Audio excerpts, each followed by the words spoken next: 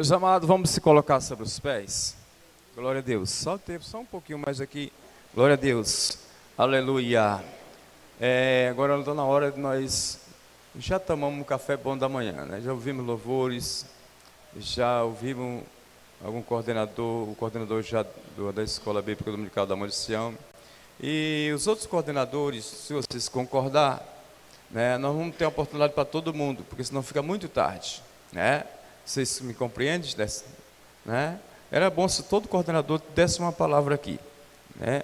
Mas a gente deixa para outro trimestre, a gente chega mais cedo, né? E a gente vamos passar para o presbítero Haroldo, ele vai nos trazer ensino quando está cedo, né? Daqui a pouco nós vamos tomar um cafezinho, o nome de Jesus vai ser glorificado. Vocês concordam assim? Amém? Os coordenadores? Amém? Então, feche seus olhos, vamos orar ao nosso Deus. Glória a Deus. Bom, se cada dirigente desse uma palavra também, mas nós vamos ter umas programações aqui, cada dirigente vai ter sua palavra. Glória a Deus. Quem vai orar? Irmão Elvis, vem orar pelo nosso querido irmão Haroldo, que vai nos trazer a palavra. Aleluia. Cumprimento os irmãos com a paz do Senhor. Amém? Oremos. Maravilhoso Deus, poderoso Pai, mais uma vez, Senhor, estamos aqui diante da Tua presença, Senhor. E neste momento, Pai, eu quero Te apresentar o Teu Filho, da qual o Senhor tem se deslocado ali de Tucuruí para trazer a Tua santa e gloriosa palavra, Senhor. Usa ele em Tuas mãos poderosamente, meu Pai. Fala com a Tua igreja, Senhor. Nos exorta, nos ensina, Senhor. Faz, Senhor, o que for da Tua vontade através da Sua palavra, Senhor. E usa Teu servo em nome de Jesus. Em nome de Jesus. Amém.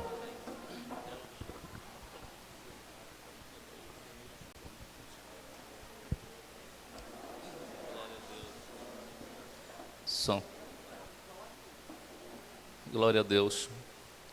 Saúde, amada igreja, nesta manhã, com a doce paz de nosso Senhor Jesus Cristo. Amém? Prazer estar de volta aqui a esta congregação. Nós já estivemos aqui num outro momento, também pela manhã na Escola Bíblica Dominical. E feliz pelo convite, partindo da direção dos obreiros, da coordenação da Escola Bíblica, para estarmos neste encerramento de trimestre. O tempo passa muito rapidamente, eu vou tentar aqui fundamentar esta lição. Temos sim algumas coisas aqui que vão em decorrência da apresentação, mas se não chegar ao fim não tem problema, vou tentar solidificar o tema, a essência, né, da temática dessa lição, que é o que mais importa. Amém? Eu peço que a igreja pode vos assentar, já foi lido o texto bíblico, que é a base, né? Eu vou estar tomando ele também aqui muito rapidamente, mas já foi lido nesta manhã. Nós estamos aqui com classes de faixa etária diferente. O tema tem a ver com a lição de adultos.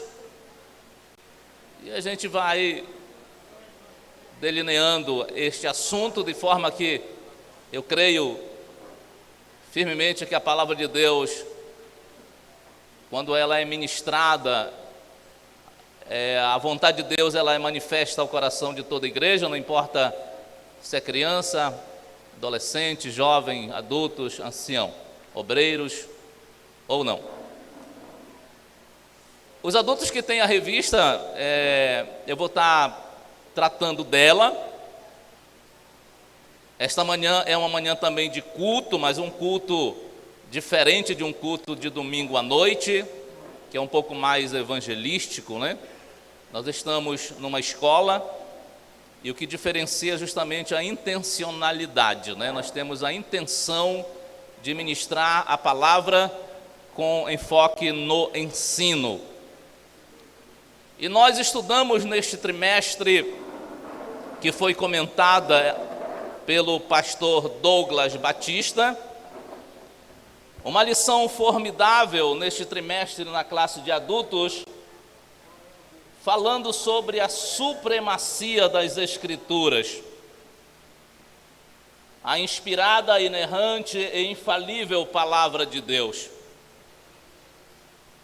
Logicamente que há uma razão, nós estamos falando de escola, há um propósito em se trazer este tema. A equipe que coordena a área de educação da Assembleia de Deus, eles não trouxeram esse tema para este trimestre, para este momento da história, principalmente nossa brasileira, apenas porque eles não tinham mais nada o que fazer. Não é assim que funciona. Eles trazem esse tema com uma intenção clara de fazer com que a igreja recupere a noção da importância que a palavra tem para nossas vidas. A palavra, ela é a base e ela precisa continuar sendo a base de toda tomada de decisão da igreja e de toda escolha ou posicionamento, ainda que aparentemente político, ideológico. Ele precisa partir da orientação da palavra de Deus. E é isso que eu vou tentar desenhar na exposição desta lição nesta manhã. Nós chegamos aqui ao final do trimestre, tratando a respeito da lição, claro, é a última lição, a lição número 13. E ela vai trazer um tema também, por demais emblemático, falando sobre a leitura da Bíblia e a educação cristã. O pastor Douglas Batista, quem comenta o trimestre, traz na leitura bíblica em classe o texto que Paulo escreve a Timóteo, primeira carta a Timóteo, é uma carta pastoral, capítulo 4, versículo 6 ao 16. Não é este o propósito, gostaria de ter tempo para isso, mas não temos. Mas queria começar falando um pouco a respeito deste texto, pelo menos esses 2, 3 versículos aqui, muito rapidamente. Paulo, ao escrever a Timóteo, ele diz assim: propondo estas coisas, 1 Timóteo 4,6, propondo estas coisas aos irmãos, serás bom ministro de Jesus Cristo, criado com as palavras da fé e da boa doutrina que tens seguido. O background precisa ser compreendido, o plano de fundo em que Paulo escreve esta carta ao jovem pastor Timóteo. Os irmãos devem lembrar que Timóteo era pastor na igreja de Éfeso. E lá dentro da cidade de Éfeso havia um grande desafio evangelístico, missionário, teológico para o jovem pastor Timóteo. Estava ali instaurado há muito tempo o grande templo da deusa Diana.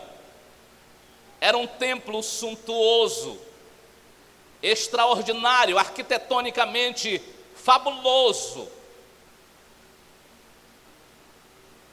Alguns dizem que este templo ele tinha 127 colunas, cada coluna 18 metros de altura, e cada coluna dessas foi doada por um rei, por um imperador da época, e elas eram cravejadas de pedras preciosas. Havia essa idolatria pesada, mas o que mais estava incomodando o apóstolo Paulo neste momento não era necessariamente a idolatria. mas os falsos ensinos e os falsos mestres que estavam perturbando a vida da igreja. Entre eles, o chamado gnosticismo. Para que os irmãos tenham uma ideia, o gnosticismo, ele perturbou a igreja durante 150 anos. 150 anos. 8 livros do Novo Testamento foram escritos para combater o gnosticismo. A carta que Paulo escreve aos Colossenses, as 3 cartas pastorais, 1ª e 2ª Timóteo e Tito, 1ª, 2ª, 3ª João e o livro de Judas. A preocupação de Paulo era tão grande com os falsos mestres e com falso ensino na igreja, que ele faz uma recomendação irrefutável ao jovem ao jovem pastor Timóteo. No versículo 6 ele diz assim, olha, propondo estas coisas aos irmãos, à igreja, serás bom ministro de Jesus Cristo. Note a igreja que a qualificação de bom ministro no conceito de Paulo não é quando um obreiro ele é separado de repente por um líder famoso. Ele não é bom ministro por ele ter sido de repente consagrado na convenção estadual, aqui, por exemplo, do Pará. Não. Os falsos mestres precisavam ser combatidos. O pastor Hernandes Dias Lopes diz: a melhor maneira de combater os falsos mestres é multiplicando os verdadeiros mestres. E a escola dominical tem um papel assim fundamental na formação e na preparação dos verdadeiros mestres. Paulo diz assim: eu não quero que tu combatas frontalmente o gnosticismo. Não precisa. Paulo não dá uma fórmula mágica e não apresenta nenhuma fórmula mirabolante para resolver o problema do falso ensino e dos falsos mestres. Não. Paulo simplesmente diz assim: basta que tu, Timóteo, sejas um bom ministro de Cristo Jesus. Basta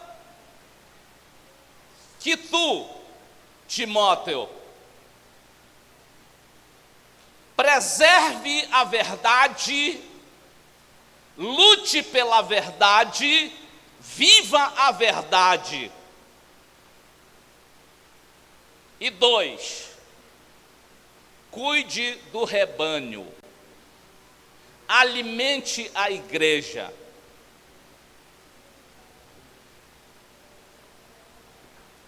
Há uma história, irmãos, interessante, que fala a respeito.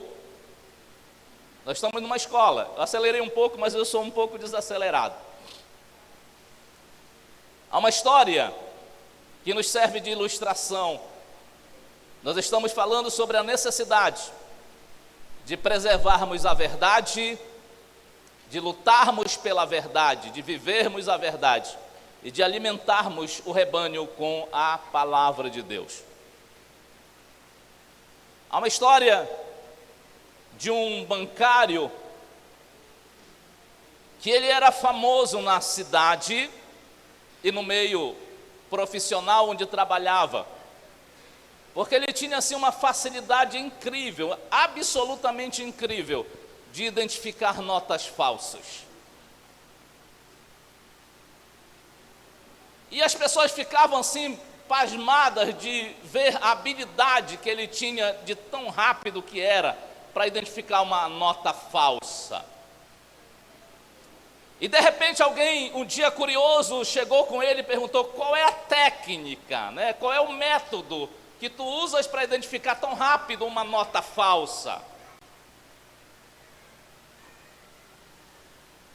Ele disse assim: a minha preocupação não é estudar nota falsa, eu não estudo nota falsa, eu não examino nota falsa. Ele disse: a minha preocupação é ser perito expert em nota verdadeira. Porque a partir do momento que eu domine o conhecimento de o que é uma nota verdadeira, na hora que meu olho bate numa falsa, ele automaticamente identifica de que não é verdadeira. O que é que nós aprendemos, irmãos, com isso? É que eu não preciso necessariamente, não tem problema fazer, mas eu não preciso necessariamente, para combater falsos ensinos, estudar demasiadamente o falso ensino. Eu preciso ser bom na palavra. Eu preciso ser bom de Bíblia, eu preciso conhecer a palavra, porque eu conhecendo a palavra, isso me dá condições de identificar aquilo que não é a palavra. E é essa a recomendação que Paulo faz a Timóteo. Vamos correr, irmãos, eu estou vendo que o tempo, ele na verdade não para de fato e de verdade, né? Tópico número 1 da nossa lição: a Bíblia é o livro-texto da escola dominical. A Bíblia é o livro-texto da escola dominical. Tópico número 1. Subtópico número 1: o currículo adotado. Nós estamos falando sobre a supremacia da palavra durante este trimestre. E nós estamos falando nesta última lição a respeito da leitura da Bíblia e a respeito do que é educação cristã.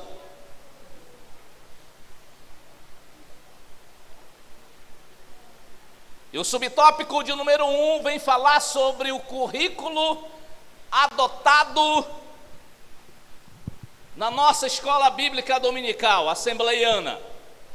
Inclusive essa lição já é a do próximo trimestre, né? Os valores do reino de Deus. Agora, de adultos, né? Vamos lá. O currículo adotado. Nós estamos falando no tópico 1 que a Bíblia é o livro-texto da escola dominical. Se de fato a Bíblia ela é o livro-texto da escola dominical, o currículo adotado por esta escola, ele precisa ter uma especificidade. Nós estamos falando aqui, irmãos, sobre a essencialidade da palavra de Deus. A palavra de Deus, ela criou o mundo. A palavra de Deus, ela criou a igreja.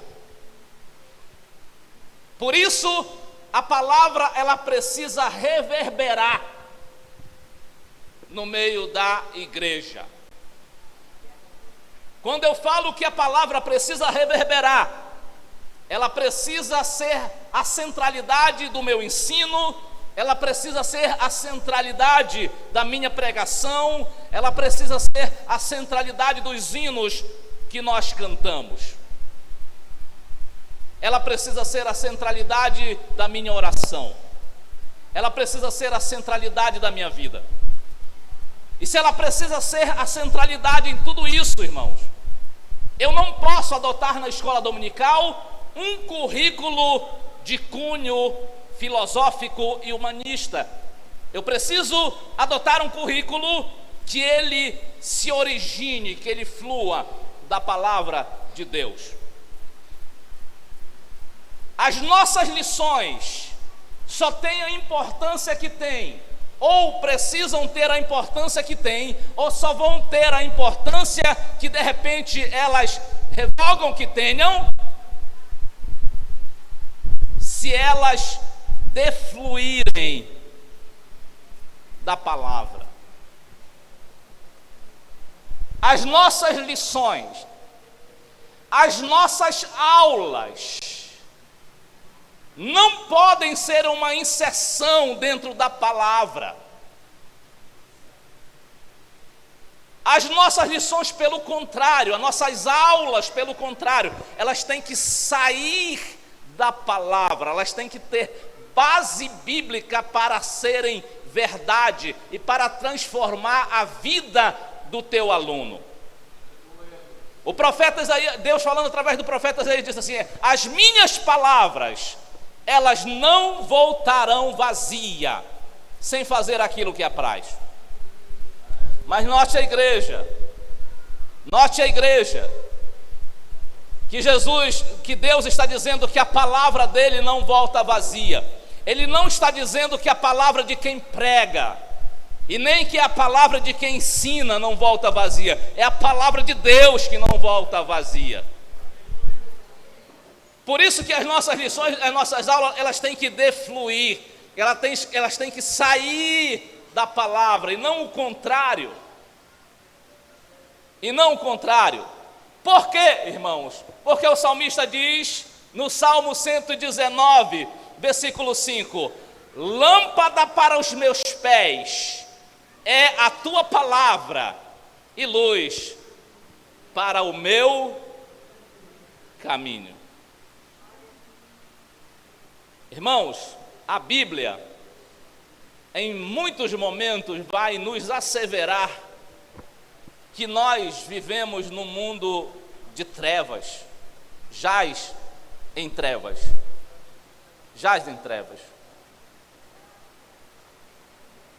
E quando o salmista diz que a palavra ela é lâmpada para os seus pés e luz para o seu caminho, é justamente porque, irmão, nós vivemos num mundo de trevas. Nós precisamos ter o nosso caminho, ainda que não todo iluminado, mas o suficiente para que eu, enquanto igreja, eu possa caminhar nesta terra. Eu tenho que ter sinalizadores à beira da estrada, ainda que ela não esteja toda iluminada, mas ela esteja numa extensão que permita eu me movimentar enquanto crente, enquanto igreja. E quando ele fala que a lâmpada para os pés, irmãos, eu faço isso aqui, eu dou um passo de cada vez. O salmista está dizendo, toda vez que eu mudo o passo, é como se simbolizasse, irmãos, uma tomada de decisão que eu faço no meu dia a dia. Então ele está dizendo em resumo para a igreja, o crente de verdade, ele não pode tomar decisões pessoais, profissionais, muito menos espirituais, sem ter a orientação da palavra de Deus. Sem ter a orientação da palavra de Deus. Paulo vai escrever a Timóteo, na segunda carta, Timóteo 3, 14 a 17, dizendo assim, notem esse texto. Nós estamos numa aula de escola dominical.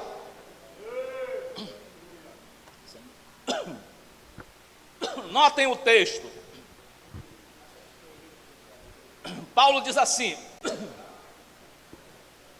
tu, porém, permanece naquilo que aprendeste. Veja, irmãos, que Paulo não está dizendo para Timóteo fazer coisas extraordinárias, a não ser permanecer. É um verbo de estado, você já está. Eu só quero que você permaneça naquilo que aprendeste e de que foste inteirado. A igreja do Senhor, ela é ensinada, culto a culto, escola dominical a escola dominical, encontro a encontro. Eu tenho certeza que Deus já tem te abençoado e te feito entender o propósito que Ele tem para a tua vida. Ele diz: eu não quero nada mais, irmão, nada menos, a não ser que você permaneça naquilo que você aprendeu e do que tu foste inteirado. Mas Ele vai dizer assim: sabendo de quem o aprendeste. Na nossa língua portuguesa não existe o plural quens. Na nossa língua, vou repetir, na nossa língua portuguesa não existe o plural quens. Não existe. Mas na língua grega onde foi escrito este texto, a palavra que se encontra seria algo relativo ou próximo do quens no plural. Por que Paulo escreve essa palavra, digamos, no plural? Porque ele está lembrando que Timóteo foi ensinado pela sua avó, pela sua mãe e pelo próprio Paulo. Pelo próprio Paulo. E é interessante que ele diz assim: e que desde a infância, ele usa o verbo grego brefos, o termo grego brefos, quando ele fala infância. E brefos é, na verdade, uma criança que ainda nem aprendeu a falar direito. É como se Paulo estivesse dizendo para Timóteo: antes mesmo que tu pronunciasses a palavra mamãe ou papai, tu já eras ensinado nas Sagradas Escrituras. Irmãos, eu não sei como é a tua vida, a tua rotina, o teu relacionamento em relação à criação dos teus filhos. Mas aqui há uma referência, irmãos, grandiosa, mostrando que Timóteo, ele era ensinado desde quando ele ainda nem tinha aprendido a falar.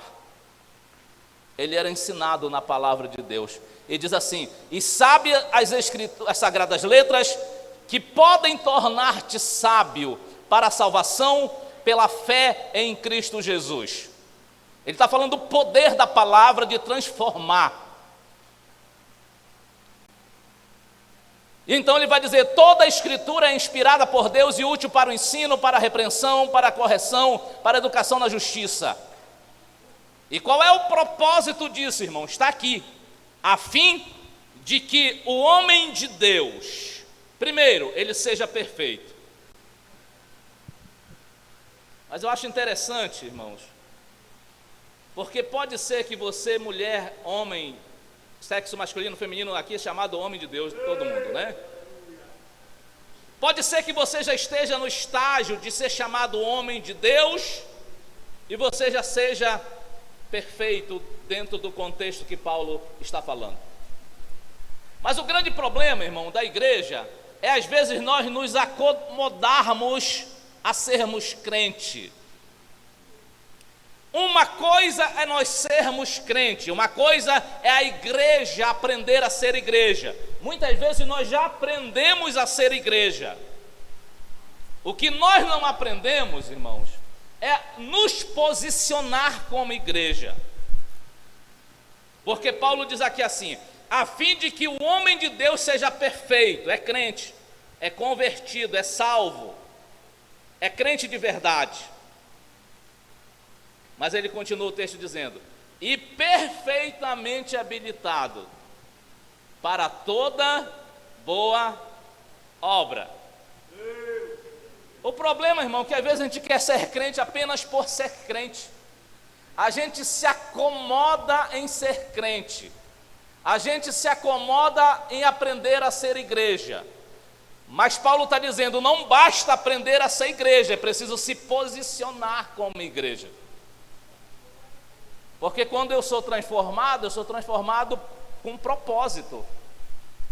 Para quê? Para toda boa obra. Deus te deu dom.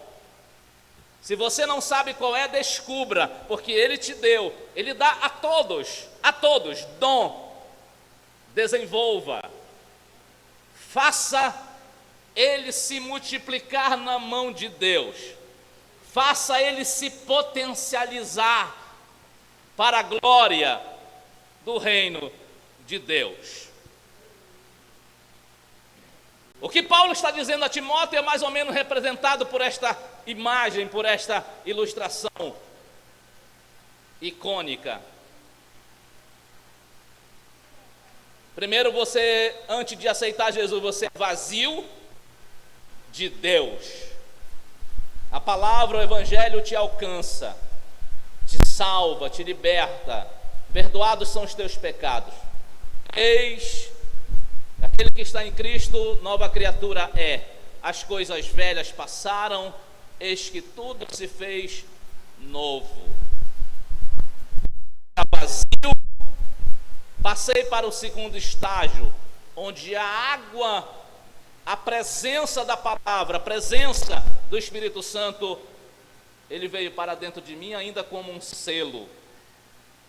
Que todo crente é batizado ou não, ele tem o selo da promessa. É diferente de batismo, mas tem o selo. Se Jesus voltar, vai ser arrebatado, porque o selo é a identificação de que você é propriedade dele. Mas o crente precisa avançar, porque há promessa para nós, para a igreja apenas, para a igreja, do batismo com o Espírito Santo.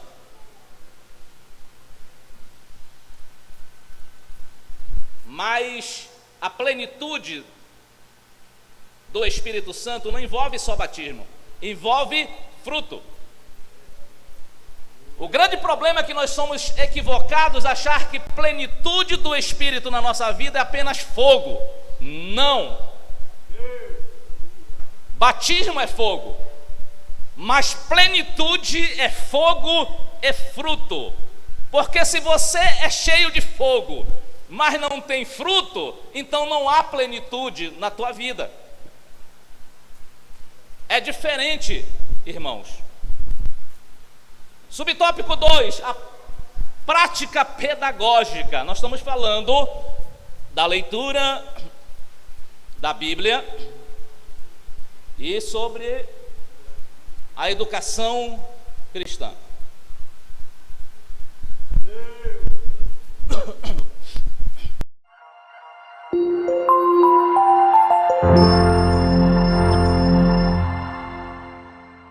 Isso, porque na Assembleia de Deus tem essa visão, né, equivocada.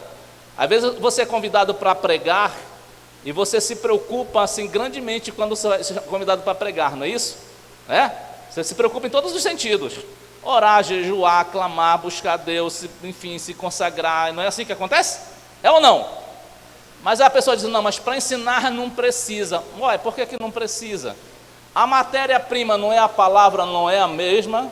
É a mesma ou não é? É a mesma. Para quem você vai estar ministrando, não é a igreja também igual para quem prega? É ou não é a igreja? O Deus não é o mesmo? Ué, por que eu faço um esforço exagerado quando eu vou me preparar para pregar e eu não faço esse mesmo esforço quando eu vou ensinar? Há uma descompensação aqui enorme. Isso precisa ser mudado, irmãos. Precisa ser mudado. E aí veja, por que nós temos que ensinar Bíblia? Porque nós temos... Eu vou ler esse texto com vocês, que é quando Paulo confronta Pedro, né? Lá em Gálatas, não é só o 14. Eu deixei ele o 14, mas na verdade ele vai vir antes um pouco. Ele vai finalizar no 14 aí, tá? Mas diz assim: quando, porém, Cefas veio a Antioquia, que é Pedro, né? resistir face a face. Quem está falando aqui é Paulo, tá, irmãos? Porque se tornara repreensível. Com efeito, antes de chegarem alguns da parte de Tiago, Pedro comia com os gentios. Ele comia, veja o comportamento dele aqui. É Pedro, tá? Quando, porém, chegaram, afastou-se e por fim veio apartar-se. Veja, uma cara e depois outra. Ah, mas tu está acusando... Não, está aqui o texto dizendo claramente que Pedro, ele vacilou, não é? E eu acho interessante que a Bíblia, irmão, ela não esconde. Ela não é corporativista, né? Ela fala dos pontos positivos, mas também apresenta no outro lado o negativo, para tu olhar que se trata de um ser humano ali que... E aquilo que Deus condenou como pecado, lá, hoje também é condenado. Então veja o texto, diz assim: temendo os da circuncisão, e também os demais judeus dissimularam com ele. Veja que não foi só Pedro, outros também fingiram, eram hipócritas, né? Diz assim: a ponto de o próprio Barnabé ter se deixado levar pela dissimulação dele. Veja, Barnabé não foi dissimulado, ele foi enganado pela hipocrisia. Mas olha aqui o que Paulo diz: quando, porém, vi que não procediam corretamente segundo a verdade do... Irmão, é essa que é a grande questão aqui. Eu não vou ler todo o versículo, mas essa que é a questão do texto. O crente não toma decisões na vida, não importa a área, e nem faz escolhas na vida, não importa a área, com base no que o colega de trabalho diz, com base naquilo que o professor lá na escola, na faculdade diz. O crente não toma decisões e nem faz escolhas com base naquilo necessariamente que o Congresso Nacional está decidindo e que o Supremo Tribunal Federal está ali avalizando. Não. Alguém diz assim: ah, mas agora o Supremo... Eu não lembro, mas se alguém depois fala aí, mas eu não lembro, eu vou apenas falar aqui. Às vezes alguém diz assim: não, mas o Supremo agora disse que aborto depois dos 3 meses não é crime. Né? Espera lá, a igreja, ela vai proceder conforme a decisão do Supremo ou conforme a verdade do Evangelho? Essa que é a grande questão, irmãos. Nós precisamos viver de acordo ou agir, proceder corretamente segundo a verdade do Evangelho. Vamos correr aqui. O objetivo da educação cristã é fazer discípulos, né? Está bem ali, Jesus diz assim, o texto diz assim: Jesus aproximando-se, falou-lhes dizendo: toda autoridade me foi dada no céu e na terra. Ele está falando da exousia, né? Exousia assim, poder máximo, absoluto. Jesus está dizendo, está nas minhas mãos. E você sabe que aqui quando ele fala isso, ele já estava ressurreto, né? Tinha morrido, ressuscitou. Ele tinha vencido o último inimigo a ser vencido, que é a morte. É ou não? Então ele com autoridade diz assim, ó: toda autoridade me foi dada no céu e na terra. Ele está falando da exousia, irmão. Ele está dizendo assim: todo poder, todo, irrestrito, está nas minhas mãos. Ele falando para a igreja, está na minha mão. Irmão, veja só, a primeira grande garantia para a igreja é que toda autoridade está nas mãos de Jesus. Ele está dizendo, toda autoridade está na minha mão, todo poder. Olha a segunda garantia para a igreja, de azul. Ele diz assim, aqui embaixo: eis que estou convosco todos os dias até a consumação. Veja, irmão, olha como a igreja foi presenteada. Jesus ressuscitou e disse assim: primeiro, todo o poder está nas minhas mãos. Primeira garantia. Segunda garantia: eu vou estar com vocês todos os dias. Aí você sabe o que Jesus pediu para nós depois de falar isso? Ele disse assim: ide por todo o mundo, fazei discípulos.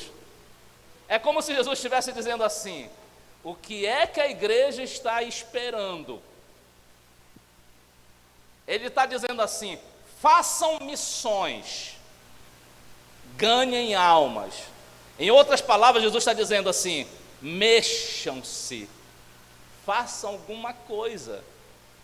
Porque eu estou dando duas garantias para vocês. Uma, o poder está todo aqui na minha mão. O segundo, eu vou estar com vocês todos os dias. Por quê, irmãos? Porque, na verdade, todo ensino bíblico,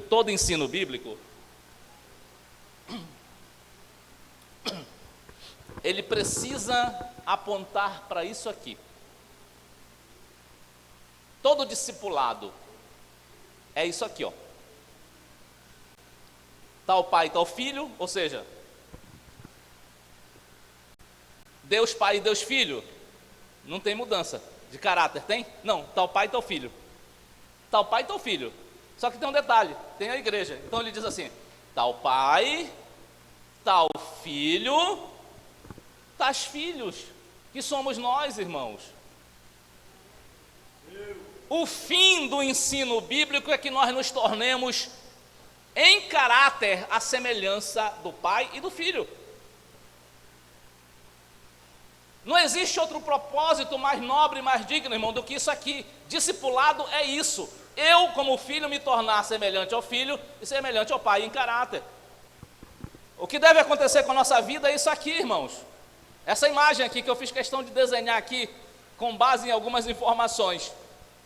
É essa relação que eu tenho que ter com Jesus e o Evangelho. É isso aqui, ó. Eu, o Evangelho e Jesus. Jesus, o Evangelho e eu. Eu não posso divorciar essa relação. Eu não posso separar isto aqui, irmãos. É eu, o Evangelho e Jesus. É Jesus, o Evangelho e eu. Todos os dias. Vamos correr aqui. A capacidade dos alunos. Não dá para explorar a imagem aqui, mas eu vou andar aqui. O professor Donizete é campeão também nisso, sabe disso aqui, né, professor? É uma citação lá dos PCNs. Página 54. Nós estamos falando de formar leitores, né?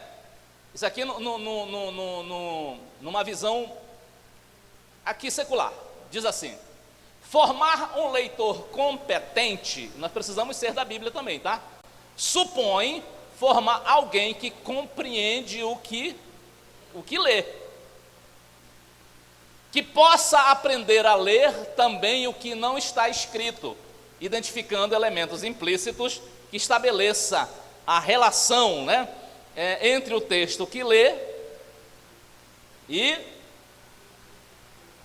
os outros textos já lidos.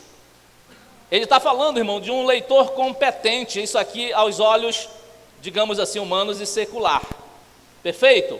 Então veja, irmãos, para mim como crente, principalmente eu que sou professor, digamos, de escola dominical, obreiro, eu não posso fazer uma leitura da Bíblia apenas horizontalmente, assim, que a gente lê assim, né? O japonês, eu acho que lê assim, o contrário, né? É assim? Mas nós lemos assim, horizontalmente, na direção que o sol nasce, assim, não é assim? Nós lemos assim a folha, não é assim? Assim. Então veja, não basta eu ler horizontalmente a Bíblia, passar a vista, não. Eu preciso abrir o texto. Eu não basta abrir a Bíblia, eu tenho que abrir o texto. Eu tenho que fazer uma leitura que é chamada leitura vertical, né? Vertical. Eu tenho que fazer essa leitura vertical. Então veja, nós temos um exemplo na Bíblia, no Novo Testamento, que é a igreja lá quando Paulo passa lá em Bereia, né?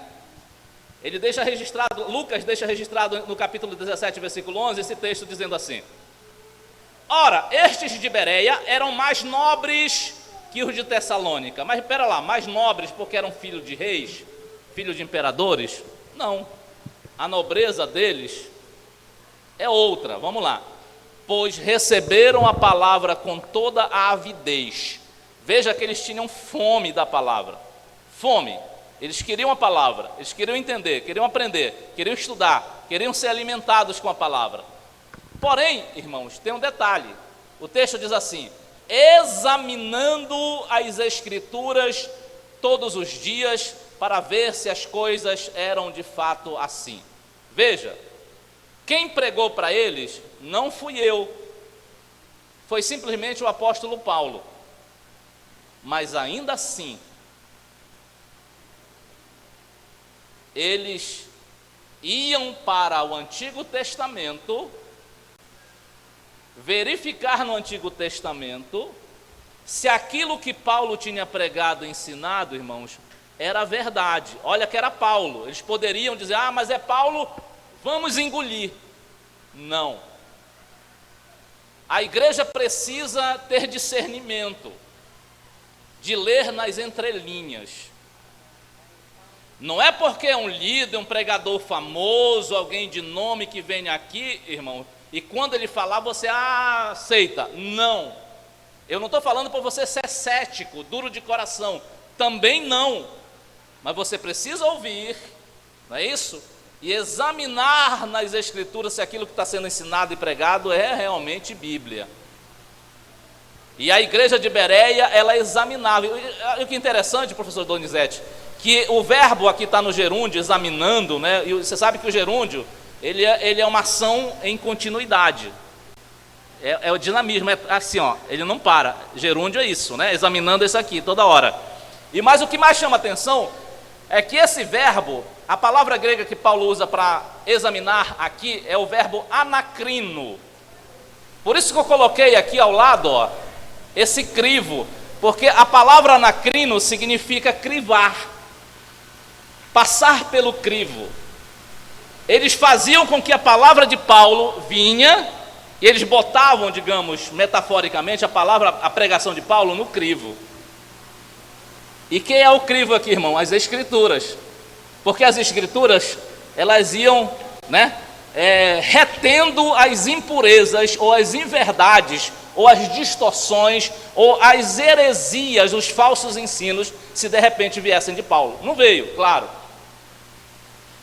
Mas o crivo são as Escrituras. E o que está no crivo é a palavra de Paulo. E mesmo sendo Paulo, irmão, os irmãos não engoliram.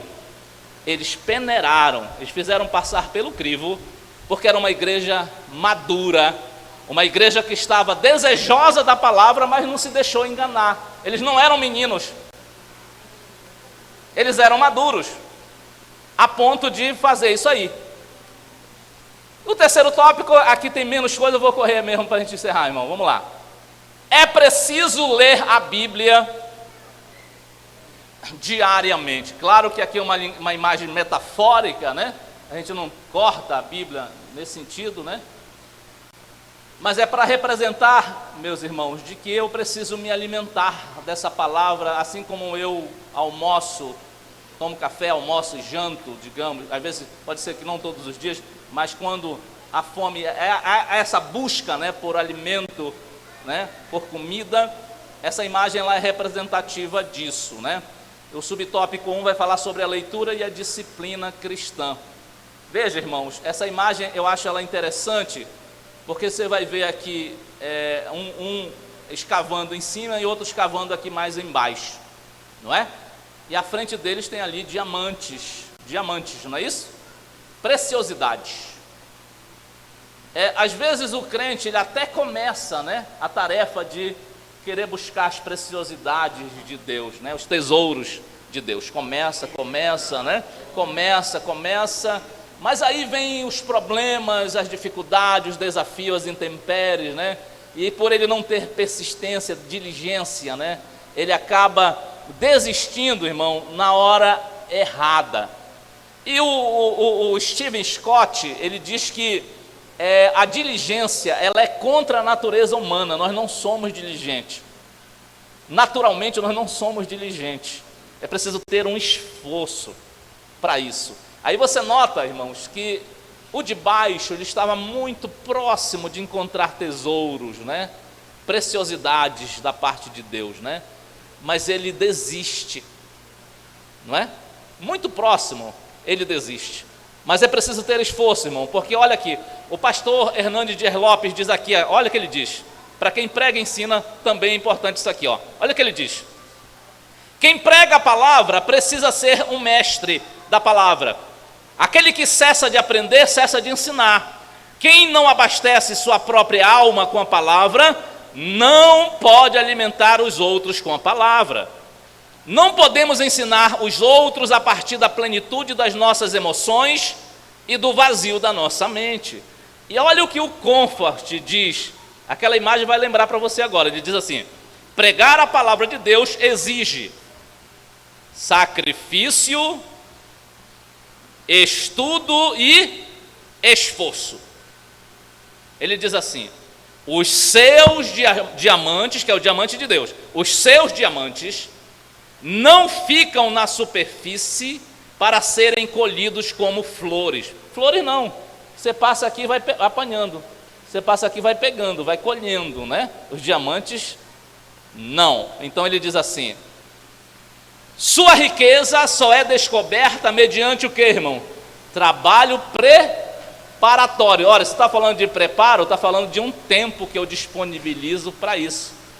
Quanto tempo? Não sei, é você e Deus, né? O tempo é entre você e Deus. Preparatório árduo, veja, intelectual, mas apenas intelectual? Não, e espiritual. Uma coisa não anula a outra. Vamos correr aqui? Só já tem mais um slide, irmão. 1 Pedro 2,15 diz assim, fala que nós somos sacerdócio santo. Eu não vou ler, só vou ver aqui para os irmãos. Nós somos sacerdócio santo. 1 Pedro diz. Paulo em Romanos 12,1 fala que nós temos que apresentar o nosso corpo como um sacrifício vivo, santo e agradável a Deus. Eu sou sacerdote da minha própria vida e da minha família, certo? Eu tenho que apresentar o meu corpo todos os dias para Deus. O sumo sacerdote ia uma vez por ano, o sacerdote todos os dias. É claro que nós estamos falando do que fazia o sacerdote levita, tinha que matar um animal, né? Nada disso. Mas ele está dizendo que nós somos sacerdotes agora. De quem? Da minha própria vida e da minha família. O que é que eu tenho que fazer como sacerdote? Igual o sacerdote levita fazia. O que é que ele fazia? Todos os dias ele ia ao templo. Mas agora eu tenho que vir todo dia à igreja? Aqui não, todo dia eu tenho que ir à presença de Deus. O que fazer, irmãos? Apresentar o meu corpo como sacrifício vivo, santo e agradável a Deus, todos os dias. Aqui embaixo o texto diz assim, Hebreus 13,15: por meio de Jesus, pois ofereçamos a Deus sempre. Ele usa o termo grego diapantos. Diapantos significa diariamente, dia a dia, dia após dia. Então veja, eu sou sacerdote, eu preciso oferecer meu corpo como sacrifício vivo. Quando, irmão? Todos os dias. Todos os dias, porque aqui diz assim, por meio de Jesus, pois ofereçamos a Deus sempre sacrifício de louvor, que é o fruto de lábios que confessam o seu nome. Mas que sacrifício de louvor é esse, irmão? Eu preciso cantar? Não.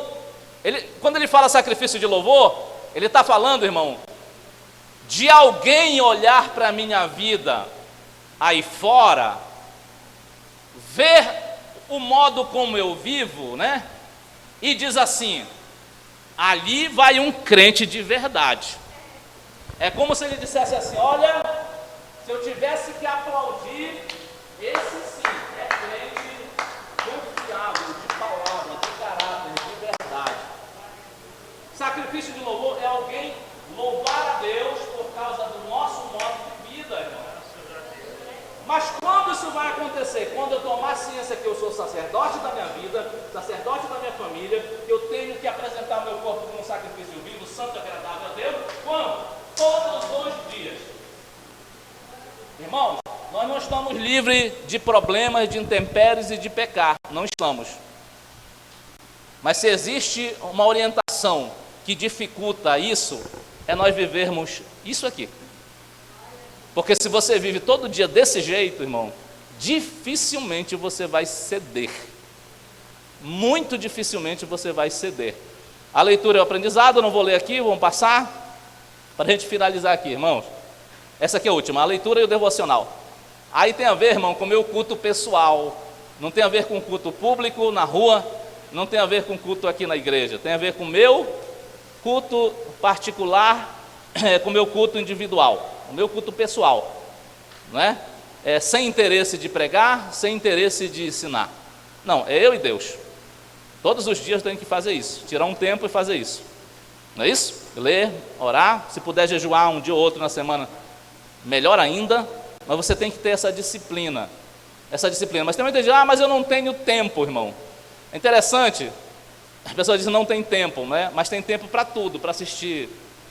Eu não estou dizendo, irmão, que o entretenimento não faça parte da nossa vida, a gente pode assistir a televisão, fazer qualquer coisa. Útil, né? Proveitosa, saudável, né? Nenhum problema, irmão. Mas mesmo essa coisa saudável, humanamente falando, ela pode atrapalhar a minha relação com Deus. Aí você tem que saber dosar isso aí, né? Eu achei interessante, claro que é apenas ilustrativo, eu achei essa imagem aqui interessante, né? Tem gente que diz que não tem tempo, mas há muita gente, irmão, na igreja que infelizmente ainda assistem esses tipos de programa, não é? Infelizmente, não tem tempo para ler, não tem tempo para orar, não tem tempo para nada, não é isso? Para estudar. Irmão, eu tenho redes sociais, tenho Facebook, muito raramente, a última vez que tem 60 dias que eu não entrei no meu aniversário apenas, de vez em quando, muito raramente. Porque assim, sinceramente, desculpa, eu vi uma vez o pastor Elianai Cabral falando, e eu perdi o medo de falar, porque parece que a gente quer se vangloriar. Não, mas desculpa, eu não perco tempo assim com essas coisas assim. Todo dia eu estou em casa, cansado, mas lendo, sempre estudando, sempre lendo, sempre buscando. Porque, irmão, não sai assim, me deu da onde? Não sai. O Espírito Santo vai fazer lembrar das coisas que eu estudo, que eu leio. Não é? Eu acho interessante isso aqui, dizendo assim, um livro comete suicídio a cada vez que você assiste. Deveria ser né? Mas não fui eu que escrevi. Assiste BBB, né? Que é o Big Brother, né? Brasil, né? Não só esse, mas estou falando de programas similares. Porque a gente está falando aqui, irmão, de quê? De cultura inútil, né? O crente, ele se entulha de cultura inútil, de coisas que não tem nada a ver para a vida profissional, se pudesse melhor ainda, né? Nem para a vida normal e muito menos para o reino, não tem. Ele se ocupa com um monte de bobagem na vida, mas menos ler e estudar a palavra de Deus. Isso é um grande problema. Eu vou deixar essa imagem aqui, eu não estou proibindo ninguém de ter assinatura, irmão, de Netflix, nada disso, tá? Me entendam, por favor. Não tem nenhum problema. Estou falando, o crente tem que ter maturidade para saber o que fazer da vida, não é isso? Nenhum problema. O que eu estou trazendo essa imagem é porque recentemente nós tivemos uma situação lá em Tucuruí. A irmã começou a faltar, os filhos, né, a escola dominical, a gente, claro, vai sondar por quê e tal, né? E aí ouve-se, né? Ela disse, não, a gente acordou tarde no domingo, não deu para a gente ir, cansado. Mas o que estava fazendo?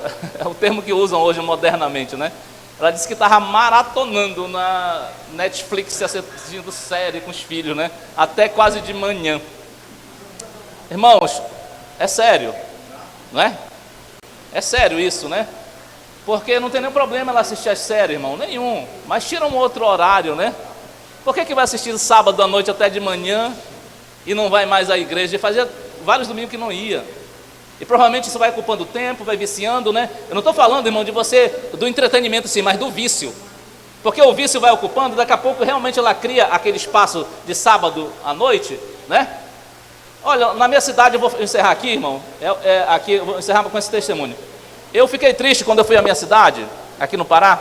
Eu saí de lá, eu comecei a gostar de escola dominical lá. Eu trabalhei na área secular durante 8 anos. Coordenei a escola dominical lá na minha igreja, na minha cidade, em Terra Santa, aqui no Pará mesmo. E fazia tempo que eu não ia lá. E eu, assim, ansioso para a escola dominical, né? A gente nasceu lá, enfim. E, para o meu espanto, a escola dominical estava indo de mal, ou está ainda indo de mal a pior. Meu Deus, por quê? Só quem estava lá, irmão, era, digamos assim, vou usar o termo, a velha guarda, que gosta de escola dominical. Não tinha adolescente, jovens não tinha, classe de jovens, apenas os adultos e ancião. Ué, o que aconteceu com essa escola, né? Aí eu fui perceber que eles tinham um programa da rádio também lá, né? Da rádio. E eles começavam o programa assim, às 9, iam até 1, 2 da manhã. E o pessoal, né, claro, vai ouvindo o programa. E, ou seja, não tem como acordar de manhã, irmão. E outros que tinham sítio, né, preferiam ir. Não tendo ir de vez em quando, irmão, nenhum problema. Mas todo domingo estavam indo de manhã para os sítios. Isso é um problema. Aí eu fecho, irmão, com esta frase do rei Ortalon, que ele diz assim: faça da palavra de Deus o elemento central da sua igreja. Ore por poder do alto e vá em frente. Amém? Que Deus abençoe, irmão. Eu exagerei, acho que no tempo aqui, né?